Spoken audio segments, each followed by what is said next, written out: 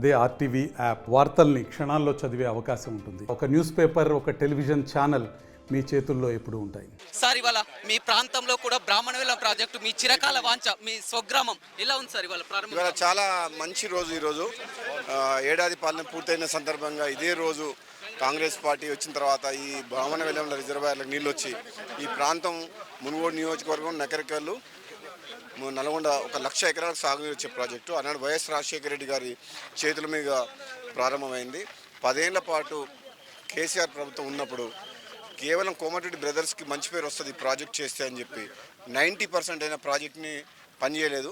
కానీ కాంగ్రెస్ వచ్చిన తర్వాత మళ్ళీ ఈ ప్రాజెక్ట్ని కంప్లీట్ చేసి ఈ ప్రాంత ప్రజలకు న్యాయం చేయాలని చెప్పి ఈరోజు మన ముఖ్యమంత్రి రేవంత్ రెడ్డి గారి చేతుల మీదుగా వాటర్ వదిలిపెట్టడం జరుగుతుంది. సార్ ఇవాళ మీ స్వగ్రామం మొత్తం కూడా నకరికల్ నియోజకవర్గ ప్రజలంతా కూడా బ్రాహ్మణవేలం అనగానే కోమటిరెడ్డి బ్రదర్స్ గుర్తొస్తారు. ఇవాళ మంత్రిగా కోమటిరెడ్డి వెంకటరెడ్డి మీరు ఉన్నారు కూడా. మొత్తం ఈ ప్రాంత చిరకాల వాంఛ నెరవేరబోతుంది సంవత్సర పాలన తర్వాత. ఎలా ఉంది? ఇది చాలా సంతోషం ఈరోజు. ఎందుకంటే ఆనాడు రాజశేఖర రెడ్డి గారు ముఖ్యమంత్రిగా ఉన్నప్పుడు కోమటిరెడ్డి వెంకటరెడ్డి గారు చాలా వెంటపడి ఈ మునుగోడు నకరికల్ నల్గొండ నియోజకవర్గం 1,00,000 ఎకరాలకి ఇది సాగునీరు, ఈ ప్రాంతము చాలా వెనుకబడి ఉంది, ఇక్కడ డ్రై ఉన్నది, ఇక్కడ వర్షాలు లేవని చెప్పి రైతులను దృష్టిలో పెట్టుకొని రాజశేఖర రెడ్డి గారి చేతుల మీద ఈ ప్రాజెక్ట్ని కోమటిరెడ్డి వెంకటరెడ్డి గారు సాధించారు.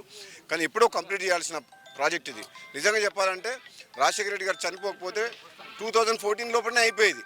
చనిపోయిన తర్వాత తెలంగాణ వచ్చిన తర్వాత కేసీఆర్ గారు కేవలం కోమటిరెడ్డి బ్రదర్స్ ఈ ప్రాజెక్ట్ సాధించిండ్రు అని చెప్పి ఒక జలస్ ఈర్ష్యతోటి ఈ ప్రాజెక్ట్ని కంప్లీట్ చేయలేదు. ఆ గతంలో ఉన్న మంత్రి జగదీశ్వర్ రెడ్డి లక్షల కోట్ల రూపాయలు కాళేశ్వరం ప్రాజెక్టు ఖర్చు పెడితే కూడా ఉదయ సముద్రం ప్రాజెక్టు బ్రాహ్మణవేలం రిజర్వాయర్కు డబ్బులు ఇవ్వకపోవడం వల్ల ఈ ప్రాజెక్టు అయిపోయింది.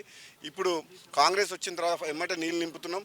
రాబోయే రోజులలో ఒక 1 year లోపల ఈ ప్రాంతంలో కాలువలు కంప్లీట్ చేసి 1,00,000 ఎకరాలకు సాగునించే బాధ్యత ఈ కాంగ్రెస్ పార్టీది, మా అందరిది. పూర్తిగా కరువు చేయాలి సార్. మీ ప్రాంతంలో మీ తోటలో కూడా బోర్లు వేసినటువంటి పరిస్థితి, అదేవిధంగా పక్కనే నార్కట్పల్లి మండలంలో కూడా ఫ్లోరైడ్ లాంటి ప్రాంతం. ఈ ఏరియా ఇప్పుడు మంచినీరుతో పాటు సాగునీరుతో పాటు మంచినీరు కూడా అందించేటువంటి ఇది నిజంగా ఈ ప్రాంతానికి ఈ వాటర్ వచ్చిందండి. అది కోమటిరెడ్డి వెంకటరెడ్డి గారు వైఎస్ రాజశేఖర రెడ్డి గారిని ఒప్పించి ఈ ప్రాజెక్టుని తీసుకొచ్చింది. ఈ ప్రాంత ప్రజలు ఎప్పటి కూడా కోమటిరెడ్డి వెంకటరెడ్డి గారు ఈ ఉదయ సముద్రం ప్రాజెక్టు బ్రాహ్మణవేలం రిజర్వాయర్ని తీసుకొచ్చినందుకు అందరూ కూడా ఆయనకు కృతజ్ఞత ఉంటుంది. ఎందుకంటే ఇది మామూలు విషయం కాదు. ఎవరు ఊహించలే ఇక్కడ రిజర్వాయర్ వస్తుంది, ఇక్కడ నీళ్ళు వస్తాయని చెప్పి ఎవరు ఊహించలే. ఆనాడు రాజశేఖర రెడ్డి గారిని కోమటిరెడ్డి వెంకటరెడ్డి గారు ఒప్పించి దాదాపు 750 కోట్ల రూపాయలతో ఈ ప్రాజెక్టును సాధించిండ్రు. రాబోయే రోజుల్లో ఇంకొక 400 కోట్లు ఖర్చు పెడితే కాలువలకు రైతులకు భూ నష్టపరిహారం చేసి కంప్లీట్ చేస్తే మునుగోడుతో పాటు నగరికలతో పాటు నల్గొండ కూడా 1,00,000 ఎకరాలు వస్తుంది.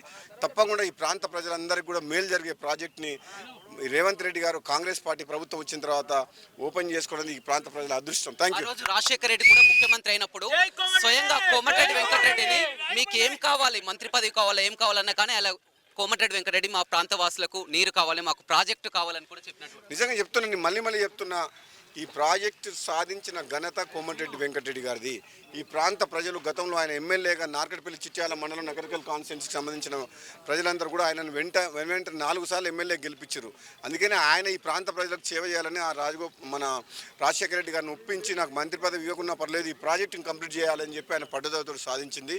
కాబట్టి ఈరోజు ఈ ప్రాంత ప్రజలందరూ కూడా దీన్ని ప్రజలకు అంకితం చేస్తుంది. ఈరోజు కాంగ్రెస్ పార్టీ రేవంత్ రెడ్డి గారు ముఖ్యమంత్రి గారి చేతుల మీద ఇది ప్రారంభోత్సవం చేసుకోవడం చాలా అదృష్టం.